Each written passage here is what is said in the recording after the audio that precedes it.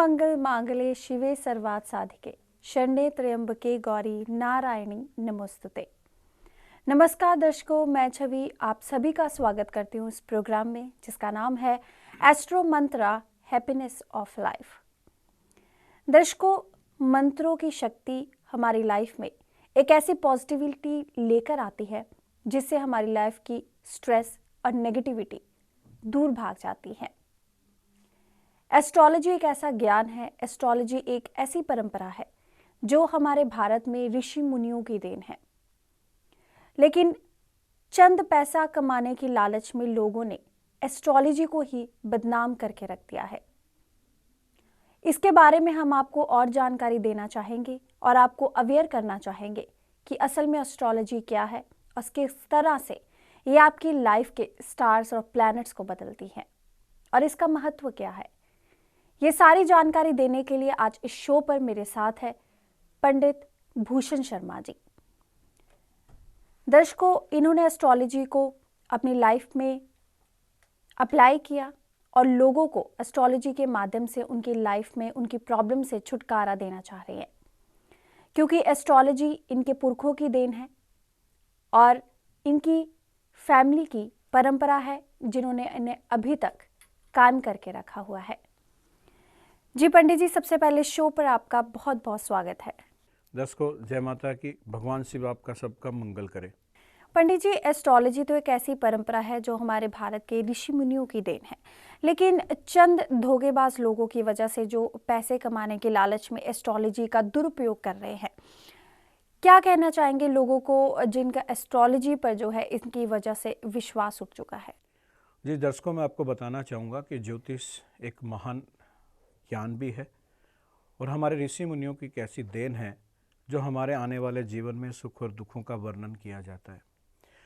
ज्योतिष के क्षेत्र में आज कुछ अलग सा चल रहा है और उसका सबसे मेन रीज़न जो है, कहते हैं ये आर्थिक युग है। कलयुग में आर्थिक युग ही बात कहा जाता है और कलयुग एक ऐसा युग है कि हर आदमी अर्थ के पीछे भाग रहा है। अर्थ का मतलब पैसे के पीछे भाग रहा है और पैसे के पीछे भागने से वो सब अपने जो भी नियम है, जो समाज के प्रति या देश के प्रति या मानव कल्याण के प्रति जो चीज़ें थी वो सब खत्म होती जा रही हैं। अब ज्योतिष क्या है? ज्योतिष को जानने के लिए मैं आपको ये जरूर बताना चाहूँगा कि ज्योतिष एक प्राचीन गूढ़ रहस्य है। जैसे कहते हैं कि समुद्र है, जितना उस समुद्र के अंदर हम डूबते जाएंगे कुछ न कुछ हमें मिलता ही रहेगा।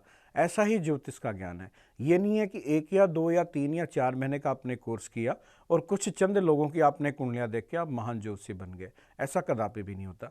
बहुत मैं ऐसे ज्योतिषियों को देखता हूँ जो इंसान को नाना प्रकार के ऐसे ऐसे उपाय लिख के दे देते हैं जिनका कोई तर्क नहीं होता।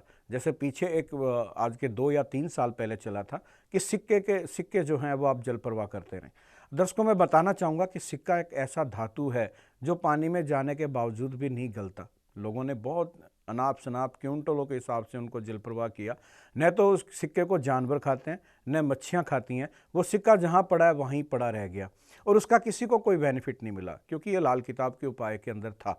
हाँ, उपाय था, लेकिन वो उपाय जैसे हम कहते हैं ना कि हर आदमी ने एक उसको होम्योपैथिक दवाई बना ली। भी लग गई तो ठीक है, नहीं लगी तो ठीक है। लेकिन दर्शकों, मैं ये बताना चाहूँगा कि अगर ज्योतिष के जो उपाय आप लोग करते हैं, अगर सच्चाई के साथ करेंगे, विश्वास के साथ करेंगे, आपको फलदायक रहेंगे। दूसरे नंबर पर जो आप उपाय कर रहे हैं, क्या वो आपकी जन्म पत्री के मुताबिक, क्या वो आपकी ग्रह दशाओं के मुताबिक आपको करने चाहिए या नहीं चाहिए, ये आपको जरूर सोचना चाहिए। और विशेष करके मैं आपको ये कहना चाहूँगा कि जब आप भी किसी को भी अपनी जन्म पत्री दिखाते हैं तो उनके बारे में भी आप किसी से पूछें कि वो कितने सालों से ये काम कर रहे हैं या उनका ज्ञान कितना है, क्योंकि कहते हैं आज का युग बहुत ज़्यादा एजुकेशन का युग है। हर आदमी एक उसकी बॉडी लैंग्वेज से दूसरे आदमी को पहचान जाता है। तो आप जिस भी ज्योतिषी के पास जाते हैं तो कम से कम आप उनको ही पहचानने की कोशिश करें कि क्या वो जो उपाय बता रहे हैं वो हमें करने चाहिए या नहीं करने चाहिए। जैसे कहते हैं कि हम किसी मेडिकल के अंदर हमें कोई प्रॉब्लम है, हम किसी डॉक्टर से सलाह ले रहे हैं, किसी डॉक्टर ने हमें बता दिया कि आपका ऑपरेशन होगा, हम चाहते हैं कि नहीं, सेकंड कोई और ऑप्शन लिया जाए, किसी और अदर डॉक्टर से हम पूछते हैं।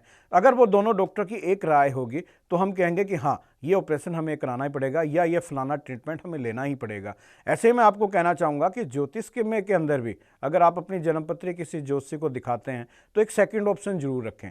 अगर आप दोनों ज्योतिषियों की बातें मिल रहे हैं तो जो भी आप उपाय करेंगे वो आपके लिए कारगर सिद्ध होगा और फलदायी होगा, वरना वो आपका समय भी खराब होगा और पैसे भी बर्बाद हो जाएंगे। जी बिल्कुल दर्शकों, यानी कि सोच समझकर ही एक एस्ट्रोलॉजर पर भरोसा करना चाहिए जो कि एक्सपर्ट हो, जो कि पुरखों से उनकी परंपरा चली आ रही हो। ये ना हो कि उन्होंने जस्ट माहिर 1-2 महीने का कोर्स किया हो और एक एक्सपेरिमेंट है जो आपकी हॉरोस्कोप या आपकी लाइफ पर करे, ये सरासर गलत है। दर्शकों, इसके बाद बहुत से ऐसे लोग हैं जो ज्योतिष के माध्यम से अपनी लाइफ की प्रॉब्लम्स का सलूशन निकालना चाहते हैं। तो कुछ ऐसे ही प्रॉब्लम्स को हमने इस शो पर शामिल भी किया है। आप भी अपनी प्रॉब्लम को शेयर कर सकते हैं, इन्हें ईमेल कर सकते हैं। फ़ोन नंबर, इनके ईमेल एड्रेस लगातार फ्लैश हो रहे हैं हमारी टीवी स्क्रीन पर। दर्शकों, आपकी जो भी परेशानी होगी वो कॉन्फिडेंशियल रखी जाएगी, लेकिन इस शो के दौरान हम सिर्फ उन्हीं लोगों के सवाल लेते हैं जो ये जाहिर करते हैं इच्छा कि हम उनके सवाल इस शो पर टेलीकास्ट करें। तो आज का हमारा जो सवाल है पंडित जी, ये आशीष कुमार ने झांसी से भेजा है। आशीष कुमार का जो जन्मदिन है वो 15/7/1973 है और 12:30 बजे इनका जो समय है झांसी में ही हुआ है। ये कह रहे हैं कि इनकी जॉब में बिना कारण जो है तबादले हो रहे हैं और बिना किसी वजह से। ये कोई उपाय जानना चाहते हैं जिनकी वजह से जो स्थान परिवर्तन है वो रुक जाए। आशीष कुमार जी, मैं आपको बताना चाहूँगा कि आपकी जो कुंडली है 15 जुलाई 1973 12:30 आपका जन्म, स्थान झांसी है। आपका जो लगन बनता है वो कन्या लगन बनता है। चंद्रमा और राहु आपके चतुर्थ भाव में है, गुरु आपका पंचम भाव में है, मंगल सप्तम भाव में है और दसम भाव में सूर्य, केतु और शनि है और एकादश भाव में बुध और शुक्र है। गुरु की आपको महादशा चल रही है 30 मई 2014 से लेकर और 30 मई 2030 तक। गुरु की महादशा में गुरु का ही अंतर है, जो अंतर रहेगा आपको 18 जुलाई 2016 तक। अब आपने सवाल किया कि आपका बार बार स्थान परिवर्तित होता है और उसका सबसे बड़ा जो रीज़न है वो आपकी कुंडली के अंदर सूर्य के साथ केतु होना। दसम भाव के अंदर सूर्य के साथ जब केतु होता है तो मित्रों मैं बताना चाहूँगा कि उस सूर्य को ग्रहण लग जाएगा। जब सूर्य को ग्रहण लगेगा तो आपको, अगर आप राज दरबार से संबंधित कोई भी काम कर रहे हैं या आप सरकारी नौकरी के अंदर हैं, तो वो ऐसी परेशानी आपको देगा कि जहाँ से आपको हर बार भागना पड़ेगा। कुछ ऐसे आपके रीज़न बन जाएंगे, कुछ ऐसे आपके कारण बन जाएंगे कि जिस भी आप क्षेत्र में काम कर रहे हैं, जिस भी ऑफिस में आप काम कर रहे हैं, वहाँ के लोगों से आपका तालमेल नहीं बनेगा और विशेष करके आपके ऊपर जो अधिकारी है उससे नहीं बनेगा। तो उस अधिकारी के मन में आपके प्रति दुर्भावना पैदा होगी और वह दुर्भावना के अंदर क्या करेगा कि आपका तबादला कहीं ना कहीं ऐसी जगह कर देगा जहाँ भागते ही रहते रहेंगे। तो मैं आपको ये कहना चाहूँगा आशीष जी, अगर आप इससे परेशानी से बचना चाहते हैं तो 2 चीज़ें मैं आपको कहना चाहूँगा। एक तो आप पन्ना पहने, अगर आप पन्ना धारण करते हैं तो जो आपका बार बार स्थान परिवर्तन होता है वो रुकेगा। और दूसरे नंबर पे आपको बताना चाहूँगा कि हर रोज़ सूर्य को जल दें।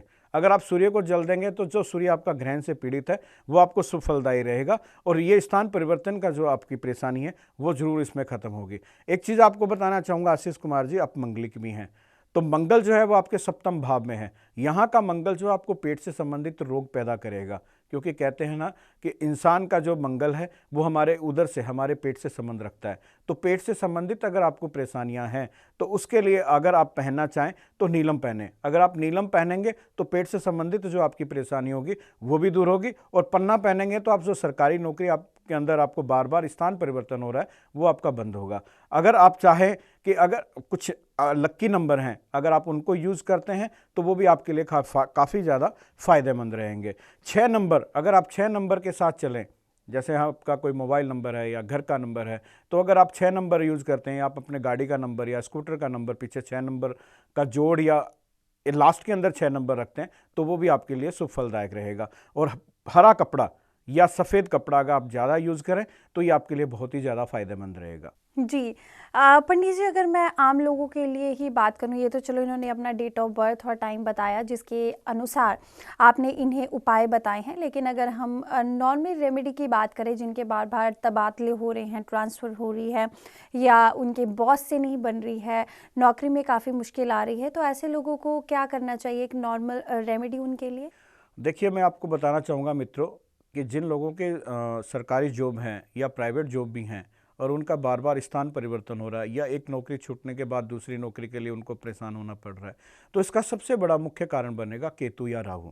आपकी कुंडली में केतु या राहु पीड़ित होगा तो ये समस्या आपको बार बार आती रहेंगी। इस समस्या से आप बचना चाहते हैं तो विशेष करके आप अपने जितने भी घर के अंदर बुजुर्ग हैं उनका आशीर्वाद जरूर लें, उनका चरण स्पर्श करें। अगर आप ऐसे करते हैं तो इन दोनों ग्रहों की जो पीड़ा है वो आपको नहीं मिलेगी और इन राहु और केतु के अशुभ प्रभाव से आप बचे रहेंगे। जी बिल्कुल दर्शकों, आई एम श्योर जो भी ये परेशानी है वो जल्द ही दूर होगी। जो भी इन्होंने उपाय बताए हैं आप इन्हें फॉलो कर सकते हैं।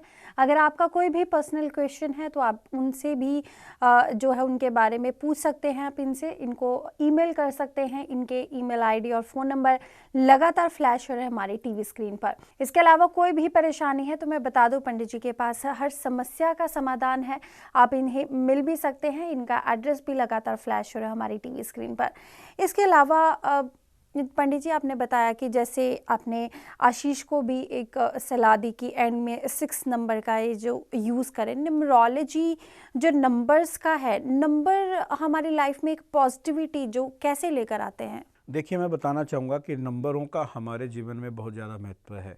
जितना हमारे जीवन में ज्योतिष का है उतना ही हमारे जीवन में वास्तु का है और उतना ही हमारे जीवन में अंक का है, क्योंकि अंक ज्योतिष अपना ही रूल रखती है।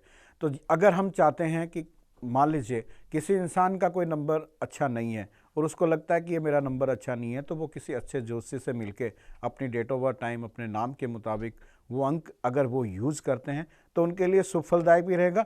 कुछ हम लोगों को मोरल सपोर्ट भी मिलेगी। कहते हैं ना कि अगर इंसान को लग रहा है कि नहीं मैं ये काम कर जाऊँगा, तो निश्चित वो अपने विल पावर से वो काम कर ही जाएगा। अगर किसी को लगता है कि नहीं ये काम मैं नहीं कर पाऊँगा, तो मैं दावे के साथ कह सकता हूं कि वो नहीं कर पाएगा। कहते हैं हारे तो हार, मन जीते तो जीत।